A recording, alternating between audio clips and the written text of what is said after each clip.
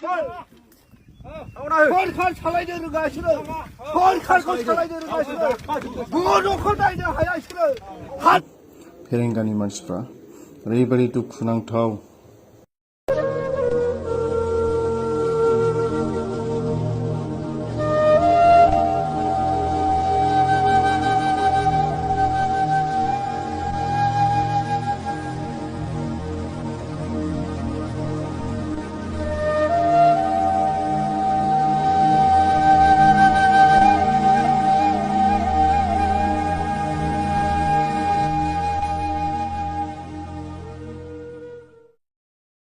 जोबोद दुखुनांथाव ओंखाम संनानै दोननायल'मोन बेखौनो फेरेंगानि मानसिफ्रा फैनानै दो दोख्ला गासिबो टिफिन बुख्रुबना गालांजोब्बाय ओंखामबो मोनजास्लाबनो मोनाखै गोरलै गोरलैखौ मानो लांफाजोबनांगौ बेनिखायनो जोङो दानो दोनफैफिननांगौ जों जेराव थादों बेहायनो दोनफैफिननांगौ जोंनो नांगौ सार फेरेंगायाबो दोनहैनो थोनहरनांगौ बे हिनजावफोरखौ गैयाब्लाबो 50 जनसो हिनजावफोर थिखोना लांबाय गारियाव माखासेया ओरैनो एसे एसा थालांबाय बेनिखायनो जोङो दा बेलासियावनो हिनजावफोरखौ नांफिनगौ गथ' गथायखौबो जोङो नांगौ हौवाफोरखौबो नांगौ उन्दै ओमफ्राय हौवाफोर साबसे मोनलांदों बेखौबो नांगौ जोङो दख'ना दानसिनाय मा दानसिनाय बेखौबो गासैबो महिलाफ्रा माखौ गानदों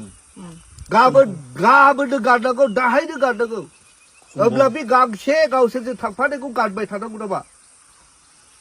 बेनिखायनो कम्बल गासैबो गानसिजोब्बाय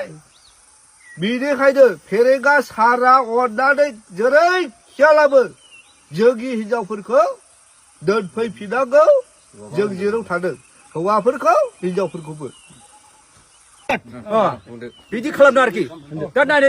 गरिब गुन्द्रा दंफां लाइफां गावसोर सारना जाबाय माबा बिटिआर मोनबायनो दंफां लाइफां लांगासिनो दंजोबो ओमफ्राय नै पाब्लिकआ हा गैयै मानसिया दंफां हाग्रा एवो थाफैनायखौनो डिस्टार्ब दंफां दानगासिनो दं मा दं बेखौ रिपर्ट होगासिनो दं बिदिथ' नङाना जोंनि पाब्लिकआ दा दानाखै बे गावसोरनो बिटिआर आरो गावसोरनो सिक्स फायारफोरानो ट्रेक्टर लायै हाब 9टा 18टा 19टा आल्लाह अरलेस दंजोबो गासिबो जोंना दिनै जोंना बिदा फंबाय बर'लाबो जों मोजाङै संसार जालायगासिनो दं नै दिनैहाय माबा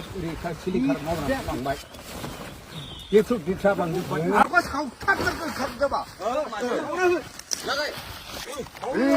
अरा लागायग्रो दे मोजां लागाय दे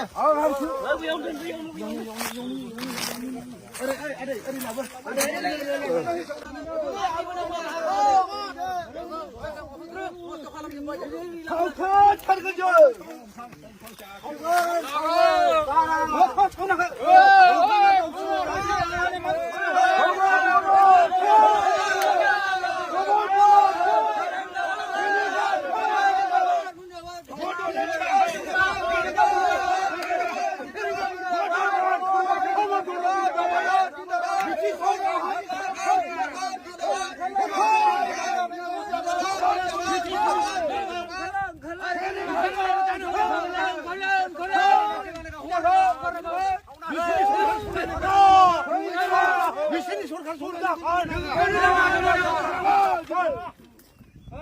सरखार सालायनो रोङा बिसोरो